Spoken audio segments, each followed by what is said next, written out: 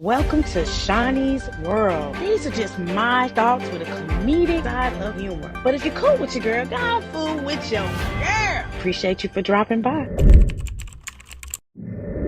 Disclaimer. Every time you try to come up with a safe way to invest in something, here's somebody that don't have nothing for themselves that come and mess up your plot or idea. Now, Airbnbs is one of the latest investments that people are engaging in. Outside of renting your cars out through companies like Turo, people are finding ways to find extra money so they can have leisures. They can go on trips, they can do this and that, whatever they choose. But they're trusting that the people that they give these services to will respect their property. Ooh, glass. I'm taking you to Omaha, Nebraska, where a family is basically having to figure out how these renters caused $26,000 in damages in their home that was being used as an Airbnb. Now, this family, the Medrano family, has been using their home, which is somewhere they stay, and then they also rent out as an Airbnb option for people that are looking for the past 2 years. So this isn't something they just started doing, this is something they've been doing. And I'm assuming it's been going well because they've been doing it for 2 years. Now they finally met somebody that went against the grain and cost them money. Now, I don't know how Airbnb works from the perspective of you're the owner. I've only been to them as a guest, and I respect people's property. I understand y'all have surveillance around the home because you want to make sure that everything that's in the home stays in the home and the rules and guidelines are being followed. I get it. Is it cringy a little bit sometimes when you don't know where their cameras are? A little bit, because some of y'all freaky tales be having it in the bathroom, but that's another chapter. So when this family travels at some point in their time, and they use the money profits that they get from Airbnbs to go towards their leisures. Not a problem. Well, they were ecstatic to see one day that they got a booking reservation for 11 whole business days. 11 whole business days. Now that's money for them. So they was like, oh my God, we can pay for our Florida trip. We can come back, have some money left on the side, because the people went ahead and paid for it through, whatever booking site they do. So it wasn't like they were doing installments. They paid it up front. So they was like, oh, we're finna go to Florida, we're finna kick it perfect. We'll even extend our trip possibly because we have the money up front. So I'm sure that the rules are on the site. I'm sure that the people that were on the reservation understood what they couldn't do, but I'm here to tell you they did what they wanted to, because that's why these people that were deemed as guests are now arrested. Now, the house was for 11-day stay, and this is when the nightmare turned into a horror story. These folks done went out and created a meth lab in these people's permanent residential home that they rent out as an Airbnb. I know you're saying to yourself, say what, Shaunie? Yes, they use these people's business, which is an Airbnb, and their personal home as a meth lab. How you know that, Shaunie? Well, I'm going to tell you how. Now, this family did have like an outdoor surveillance camera of their home. Nothing odd about checking in and checking and make sure that everything in that area is doing what it's supposed to do. Well, one dark night, the wife was looking at the camera footage, and she noticed that there were some additional guests that were coming into the home that was not on the reservation. She was like, well, let me hit them up and politely let them know that you cannot do that. That's against the Airbnb policy. So you're going to have to make sure that only people that come over to stay for long periods of time are on the reservation. If they are not, they cannot be on the property. Well, that message meant nothing to the guests, because, again, when she looked on that surveillance camera, she started seeing other things. She started seeing people bring strange items in the home and out of the home. She saw them bringing in utility fans. She saw somebody carrying 4 bags, which allegedly gave the look of a powdery substance. If she could put a number on, she said it was about 50 pounds for each one of the 4 bags. Then she even noticed that they had cooking pots. I said, well, what they finna do? What they got better launch a YouTube channel? How to cook with me. I don't know. Well, she was feeling some kind of way, so what she did was reach out to her neighbors. Hey neighbors, do y'all see anything suspicious going on after the hours? Because I can only see leading up to, and I don't like how it's making me feel. But do y'all hear any loud music? Because I'm feeling like it's a wild party, but I can't put my finger on it. So the neighbors reconfirmed that what was going on was something that was not going to be taken in well, and it was going to make her feel some kind of way. And they did definitely say it's some fishy behavior outside of a party, even worse than a party. So I'm here to tell y'all that the family contacted the Ohio police authorities to see if they could go and see what was really going on. What's going on? Well, the Omaha Police Department set up some surveillance of their own outside of these people's homes. And they even started getting to the point where they were building their catalog. So if indeed they did follow these people, see where they're going, they could build up enough to get a warrant and go to step 2, which is apprehend these people. Now, that's exactly what happened. At some point within that 11-day span, those people left their home. The police officers already had surveillance up leading up to this, but they stopped these people. When they stopped them, they brought the K9 dog. When they brought the K9 dog, the dog said, hey, boss, it's definitely some meth. It's some type of drug. It's very, very heavy narcotic presence. This one, we got us a new one. We got us a new one.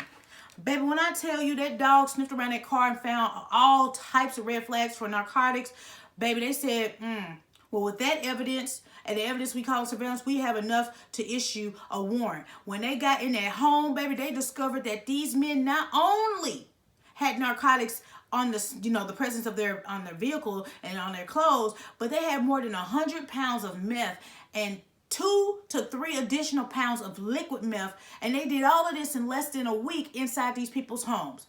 They said that these men have now been arrested with possession of meth. They're currently being held on a $500,000 bond each. Now, this is crazy.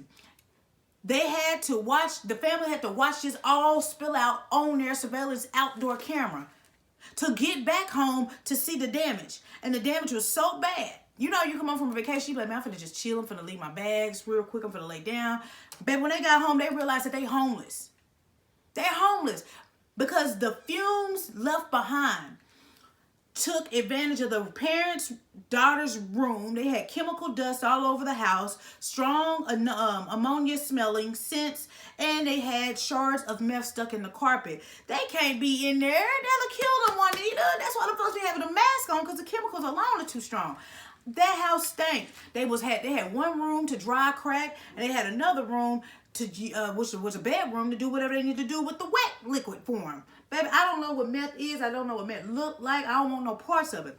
The fact that these people had the audacity, the gall, to go and rent a home with their ID and their forms of payment and create a meth lab in somebody's personal or business home, and they didn't have any regards to that these people were coming home in a few business days. You only rent a home for 11 days.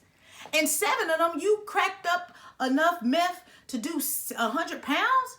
What would y'all have did with the remaining 4 days of your guest stay? Oh, baby. So this couple has gotten an estimate. In order for the house to be repairs to be started, that's going to cost them $26,000. I know. You like, damn it, Shaunie.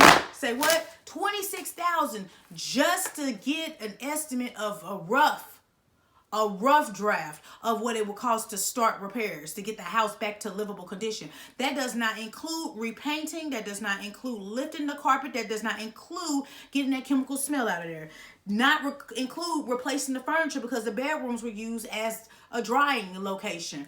All I'm telling you is, I hate this for this family, because it's nothing worse than you trying to do something positive with your extra time or your property to get extra income during these crazy times, and somebody disrespects your house or your car or your whatever product you have for a sale, and they do what they want to do. It makes you say, I don't want to do this no more. I don't want to do this no more. Oh, child. I can only imagine for those people that don't have cameras, what people are doing in your homes. Now, normally when people have Airbnbs, that's not where they live, meaning that's just an additional property they have that's always vacant until somebody rents it. But I get it. That's not idealistic for everybody. Some people just stay where they are and leave when somebody says, I want to occupy the unit. I would be scared to do that, because to leave, you still leaving behind your private and your personal information or your pictures and stuff. And you don't know what people are going to do when they know you stay there. What if you get into it with somebody? Now they know where you stay for real. Like, I always think about that stuff.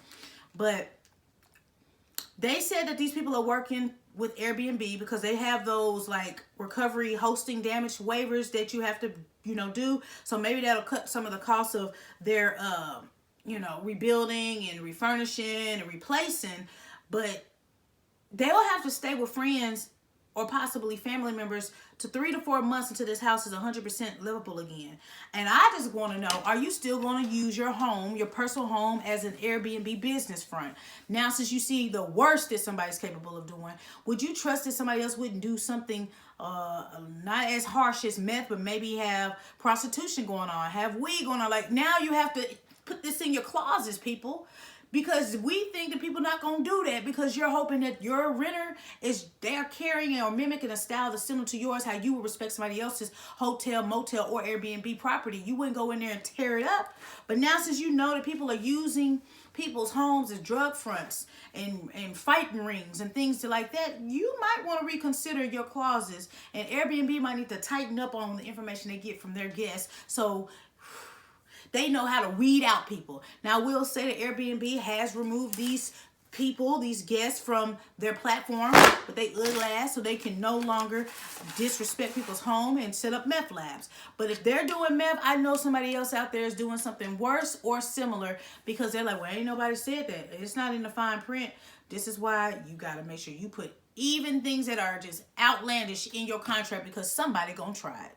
Now, to the family, I hope that you guys get back on your feet a little faster than 3 to 4 months, because living with somebody is tough, especially when it's just not one person, it's your whole family. And it puts a strain on relationships sometimes, because now, as much as they want to help you, it's an inconvenience for them. Their bills are going to go up, and their moving space around their home is going to tighten up unless they got a mansion. But I really hate that something positive has turned out to something negative because somebody abused it and took advantage of you. But I wish you guys well in your recovery of your home. And thank God you had surveillance, so you wouldn't even know until you would have got home. And you would have been like, what and who is this? Whose home is this?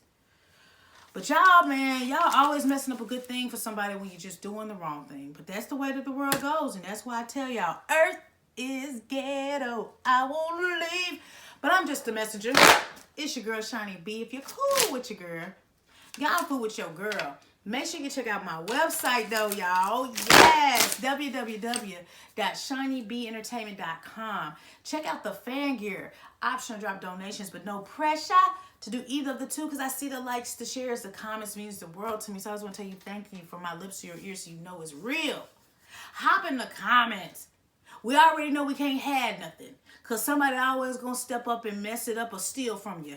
But now that we see that somebody was capable enough, had the balls enough to do something like this, what are your thoughts about Airbnb rentals now? Like, as a renter, are you scared?